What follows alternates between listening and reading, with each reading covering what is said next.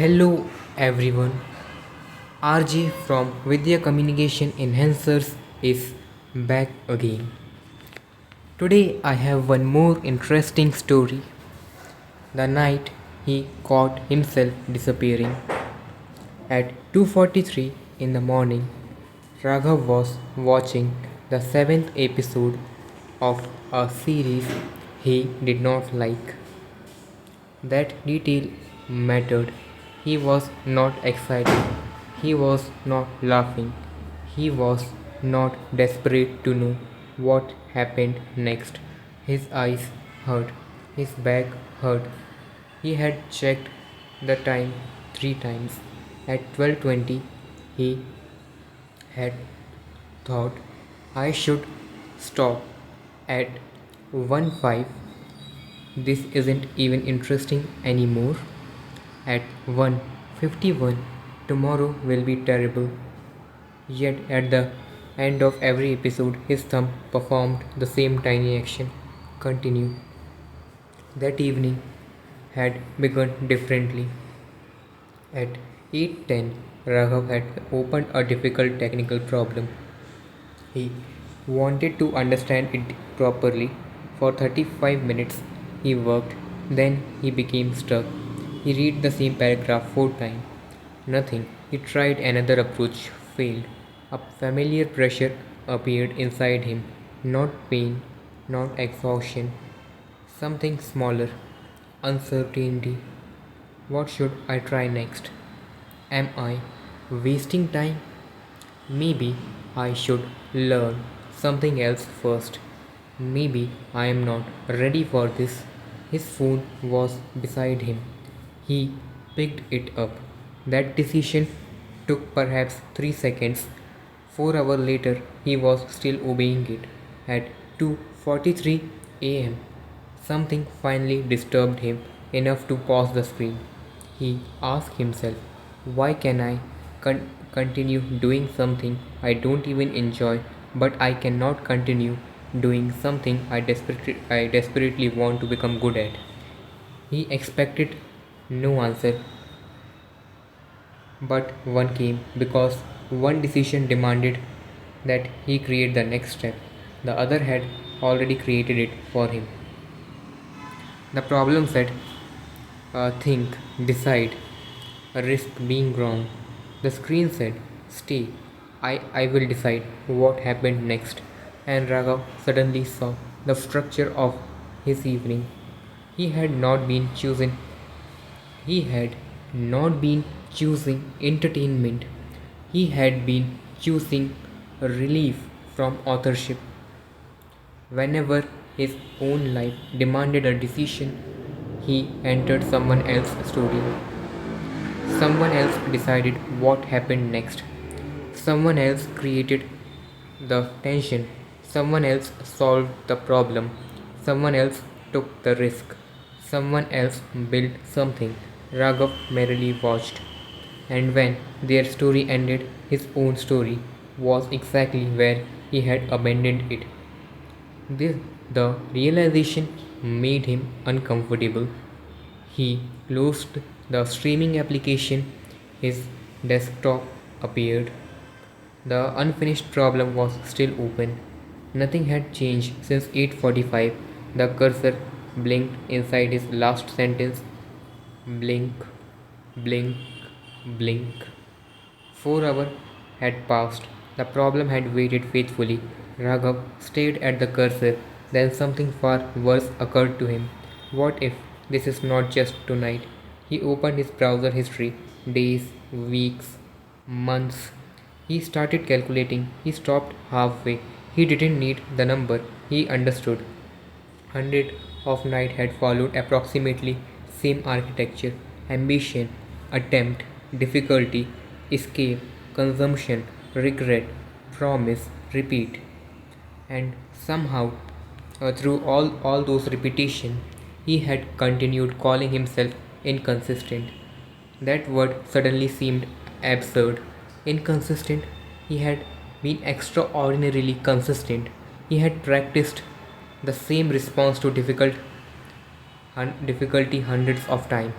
When confused, leave. When bored, consume. When free, seek stimulation. When uncomfortable, escape. He had not failed to build a habit. He had built one with terrifying precision, and now that the habit was executing him, not killing him, something quieter, it was executing decision on his behalf. Free evening, watch. Difficult problem, watch. Bad mood, watch. Good mood, watch. Uncertainty, what to do, watch. He no longer needed pleasure. The trigger itself was enough. That was why he could continue watching something he didn't enjoy. The behavior had outlived the reward. Raghav sat motionless. For years, he had imagined that his greatest problem was wasting time. It wasn't. He was losing the right to decide what happened next. The thought frightened him because what is a life except thousands of answers to that question? Because what is a life except thousands of answers to that question?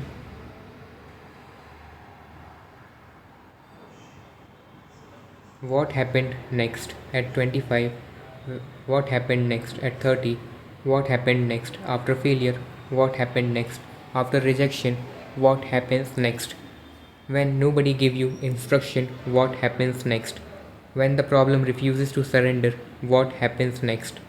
A person's life was being constructed from those answers, and Raghav had trained one answer until it had become automatic escape.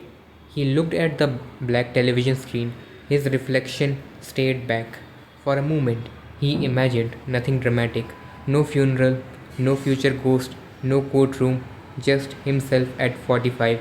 Same chair, better television, more expensive phone, different series, same reflex, then 55, same reflex, 65, same reflex. There would be no single catastrophic day. That was what terrified him.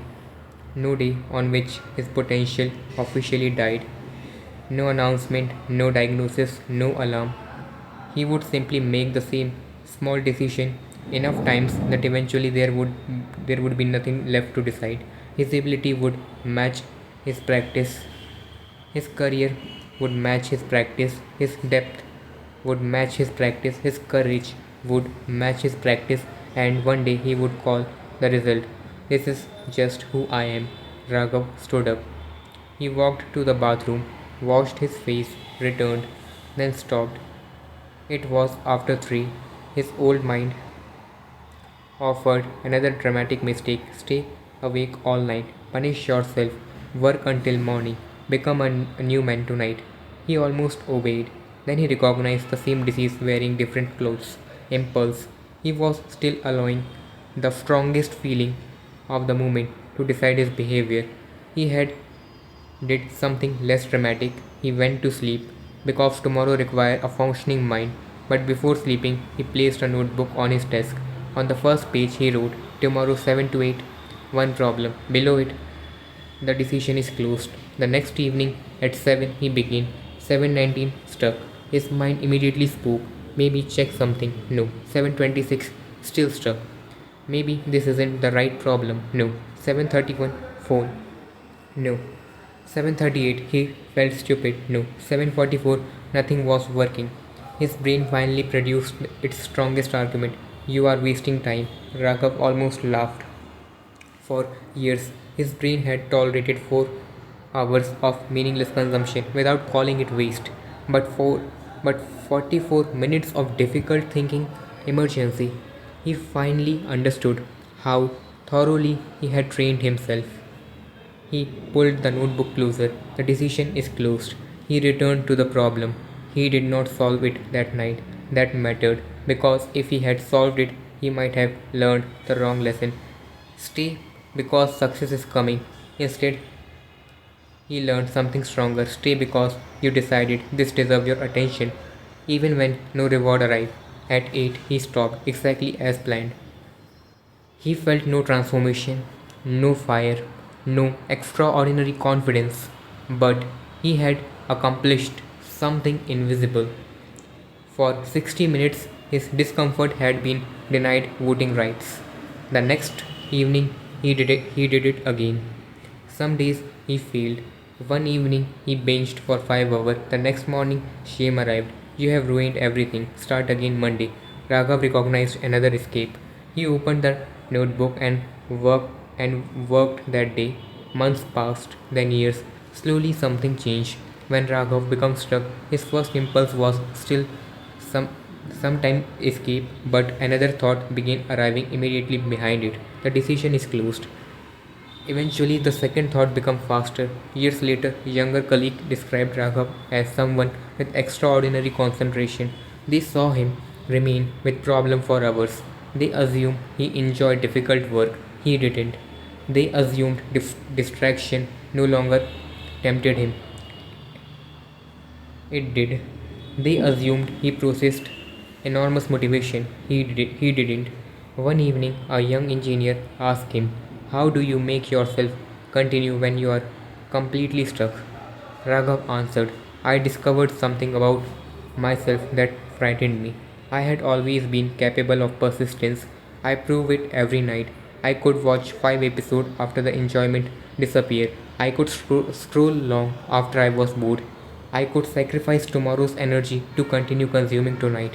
So, persistence was never missing. The younger engineer listened carefully. I was simply giving my worst decision something I refused to give to my best decision. What? Raghav answered, finality. When I choose entertainment, the decision was final. When I choose growth, everything could reopen it. Boredom, confusion, failure, mood, fear, a notification, one difficult paragraph, one unsuccessful attempt. So I reversed the law. He pointed toward the unfinished problem on his screen. Now I decide what deserves the next hour, while my mind is clear. After that, discomfort may speak, fear may speak, boredom may speak, the urge to escape may scream, but none of them get a vote. The young engineer asked, and if you genuinely need rest, I rest. If the approach is genuinely wrong, I change it. If something more important happens, I respond to it. Then what aren't you allowed to do? Raghav looked directly at him. I don't confuse an urge with the decision. That evening, the young engineer went home. He became stuck. His hand automatically reached toward his phone. Then, halfway, he stopped himself. For the first time, he saw what was happening. His tiny movement had decided thousands of hours of his life. His hand remained suspended above the phone. His hands remained suspended above the phone. Two future did not appear uh, before him. No dramatic music played. Nobody was watching. It was merely a hand, a phone, a difficult problem, and perhaps that was why the moment mattered so much. He withdrew his hand, returned it to the keyboard, and whispered, you may ask me to escape. He looked at the problem, but you don't get to decide. If you only read 4 lines from this each day, use this. I have always been capable of persistence. I have simply been giving my worst decision finality. I don't confuse an urge with a decision. My discomfort may speak, but it does not get a vote. I decide what happens next. So, with these words, we are ending today's story. Thank you guys for listening. Bye.